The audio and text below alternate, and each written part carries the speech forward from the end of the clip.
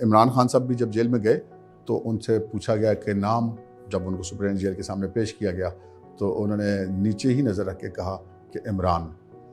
उनका वालिद का नाम उन्होंने कहा इकरामुल्लाह, उनका जुर्म उन्होंने कहा घड़ी चोरी। तो ये एक तल्ख हकीकत है कि जेल के अंदर जब बंदा जाता है तो वहाँ पे अल्लाह ताला के बाद जेलर की बादशाही होती है। बाकी सारा साबिक सदर, साबिक वज़ीर-ए-आज़म, फलाना गैंगस्टर, फलाना पॉलिटिशियन, वो सब कुछ जेल से बाहर आ जाता है। जेल के अंदर फिर एक नई दुनिया होती है।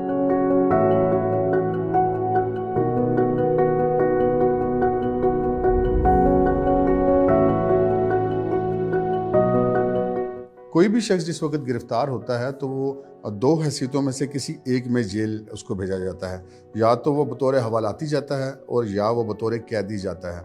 यहाँ पे समझने की बात है कि हवालाती उस शख्स को कहते हैं जिसका केस अभी अदालत में चल रहा हो, उसकी ज़मानत ना हुई हो, वो गिरफ़्तार हो और उसको जेल में रखा गया हो, और उसके लिए वहाँ पर जेल के अंदर कोई यूनिफॉर्म वगैरह भी नहीं होती और उसको किसी भी अदालत में जो पेश किया जाता है तो उसके बाद आपने सुना होगा कि अदालत ने जुडिशल रिमांड पे भेज दिया 14 दिन के लिए।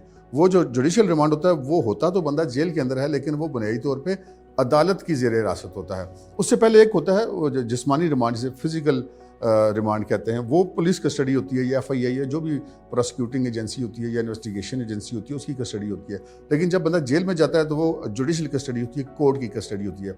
लेकिन जब किसी शख्स को सज़ा हो जाती है और वो बतौर कैदी अदालत के जेल के अंदर जाता है तो फिर वो अदालत की कस्टडी में नहीं रहता, वो हुकूमत वक्त की कस्टडी में चला जाता है। इमरान खान साहब जैसे जेल गए हैं तो इस वक्त वो हुकूमत की कस्टडी में है। मैं आपको हुकूमती कस्टडी की मिसाल देता हूँ। जब नवाज शरीफ साहब जेल में थे, उनको सज़ा हो चुकी थी, तो जब उनको बाहर भेजना था इलाज के लिए तो कोर्ट से रुजू किया गया। तो कोर्ट ने कहा कि जी हम इस बारे में आर्डर पास नहीं करेंगे, ये हुकूमत फैसला करे, और फिर काबीना के फैसले के बाद नवाज शरीफ साहब को बाहर भेजा गया था, जिससे ये साबित हुआ कि जब एक बंदा कैदी हो जाता है तो ये हुकूमत वक्त का इख्तियार होता है कि वो उसको किस जेल में रखना पसंद करती है और किस जेल में नहीं रखना पसंद करती। फिर एक और भी पाकिस्तान के अंदर रवायत मौजूद है कि जो सब जेल करार दे देना, होम सेक्रेटरी या इंटीरियर सेक्रेटरी अपना इख्तियार इस्तेमाल करते हैं, किसी भी रेस्ट हाउस को, किसी के गेस्ट हाउस को, किसी के घर को सब जेल करार दे दिया जाता है। जैसे इस वक्त लाहौर में जो है वो हाफिज़ सईद साहब के घर को ही सब जेल करार दिया गया है, वो वहाँ पर हैं। इसी तरह भुट्टो साहब के ज़माने में नुसरत भुट्टो साहब, जब भुट्टो साहब का तख्ता उल्टा गया तो नुसरत भुट्टो साहब और बेनज़ीर साहबा को सिहाला रेस्ट हाउस को सब जेल करार देकर रखा गया।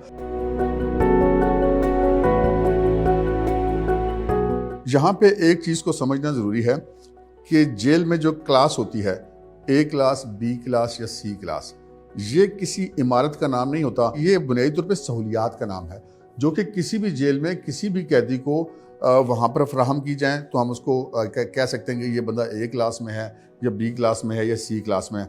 आम तौर पे कोई भी शख्स जो कि ग्रेजुएट हो वो इस्तेकाक रखता है कि उसको जेल के अंदर B क्लास दी जाए। अगर वो मुतलका हुकाम को दरख्वास्त देता है, जेलर को देता है या IG प्रिजन को देता है या होम डिपार्टमेंट में देता है या कोर्ट में देता है तो वो B क्लास ले सकता है। B क्लास में उसको TV मिल जाता है, उसको अखबार मिल जाता है, एक अद मुलाजिम उसको मिल जाता है।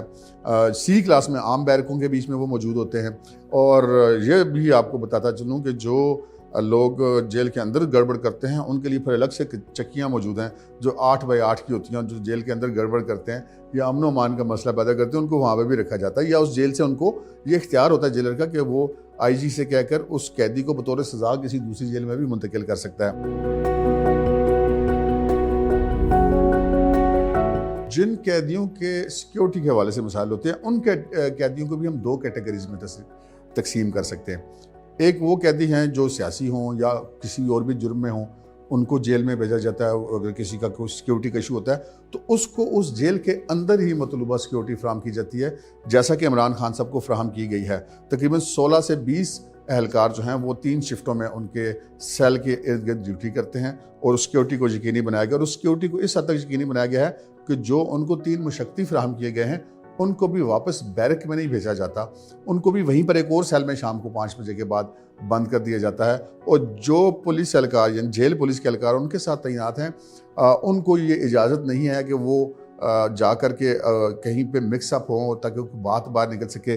चारों तरफ सिक्योरिटी कैमराज लगे हुए हैं और वो कैमरे जो हैं वो उनको 2-3 जगह पे मॉनिटर किया जाता है। आईजी जेल खाना जात पंजाब के ऑफिस में वो लाइव मॉनिटर हो रहे हैं, वो होम डिपार्टमेंट पंजाब के अंदर भी लाइव मॉनिटर हो रहे हैं और सुपरिटेंडेंट जेल के कमरे में भी वो लाइव मॉनिटर हो रहे हैं। तो चारों तरफ की जो उनकी जो मुख्तलिफ कमरे थे उनको खाली करवा लिया गया, तो वो सिक्योरिटी वहाँ पर मिल गई।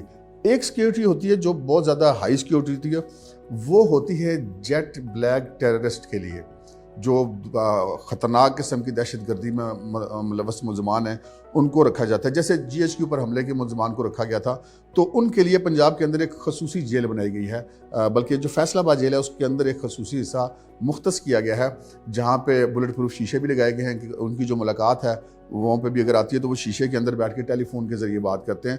तो वो एक, अगर पूरे पंजाब का किसी भी जगह का कोई ऐसा कैदी है जो जेट ब्लैक दहशतगर्द है तो उसको वहाँ पर रखा गया। जबकि बाकी जो सिक्योरिटी के इश्यूज़ हैं वो वहाँ पर जो है उनको हर मकामी जेल में एड्रेस किया जाता है।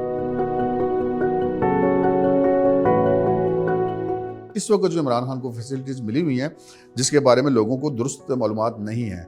इस वक्त सिचुएशन ये है कि उनके कैमरे भी लगे हुए हैं, उनकी सिक्योरिटी भी है, 2 बिजली की हाई पावर लाइनें मौजूद हैं। अगर एक लाइन ना हो कि कैमरे बंद भी हो सकते हैं तो वो दूसरी लाइन पे चली जाती है। फिर 4 इंतहाई ताकतवर जनरेटर्स लगे हुए हैं। अगर वो दोनों लाइनें बंद हो तो वो 4 जनरेटर्स चल रहे होते हैं, जिनमें से 2 जनरेटर उस जगह पे हैं जहाँ पे इमरान खान साहब कैद हैं। और उसके अलावा भी अगर वो भी किसी वजह से मसला कर जाएं तो फिर UPS का बैकअप है कि वो जो कैमरों की उनकी सर्वेलेंस है वो 24 घंटे उनकी होती रहे, उसमें किसी किस्म की दखल अंदाजी ना आ सके। अपने इख्तियारात इस्तेमाल करते हुए फ्राहम कर देते हैं, जिनमें एक ख़ास टेम्परेचर को पर रखना जेल के अंदर वो, और कुछ चीज़ें उनको दे भी दी, मेज़ दे दी गई, कुर्सी दे दी गई, TV फराहम कर दिया गया। इस वक्त भी उनके पास 21 इंच का वहाँ पर एक TV मौजूद है। आता उसमें सिर्फ PTV है, ये एक अलग बात है, लेकिन बाकी भी चैनल्स अब उनको मिल जाने थे और ये तय उन्होंने कर लिया था कि अब खान साहब को ये सारी चीज़ें दे दी जाएँ। अगर हम इन जनरल बात करें तो इमरान खान कोई पहले ऐसे साबिक वज़ीर-ए-आज़म नहीं है कि जो कि जेल में गए हैं। पाकिस्तान के अंदर माजी में ऐसे बहुत सारे वज़ीर-ए-आज़म हैं जो जेल में रहे हैं। अभी मैंने बात की कि नवाज शरीफ साहब जो हैं वो अटक किले में रखे गए, SSG के किले में रखे गए। उससे पहले अब आसिफ अली ज़रदारी सदर पाकिस्तान हैं, उन्होंने तो पाकिस्तान की बहुत सारी जेलों की सैर की है, वो 12 साल की असीरी उन्होंने काटी है।